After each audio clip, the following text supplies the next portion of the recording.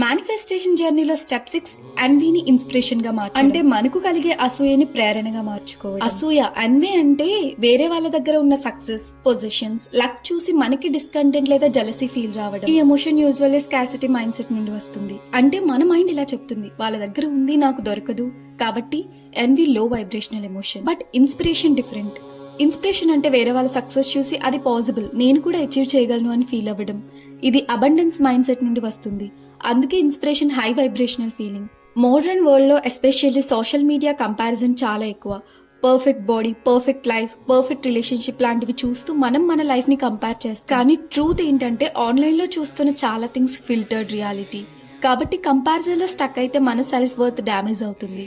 కాబట్టి next time NV feel అయితే దానిని సప్రెస్ చేయకండి, ఫస్ట్ అక్నాలెడ్జ్ చేయండి. మీ మైండ్ లో ఇలా అనుకోండి, ఓకే నేను అసూయగా ఫీల్ అవుతున్నాను, కానీ ఇది నాకు ఒక సిగ్నల్ ఏంటి అంటే నేను కూడా ఆ లైఫ్ ని క్రియేట్ చేయాలి అని డిజైర్ ఉంది. అప్పుడు next step turn and into inspiration. Example, ఎవరైనా సక్సెస్ఫుల్ బిజినెస్ బిల్డ్ చేశారనుకోండి, ఇన్స్టెడ్ ఆఫ్ థింకింగ్ ఎందుకు వాళ్ళకి సక్సెస్ వచ్చింది, ట్రై థింకింగ్ వాళ్ళు అచీవ్ చేశారు అంటే అది పాసిబుల్ అండ్ ప్రూఫ్, నేను కూడా ట్రై చేయగలను.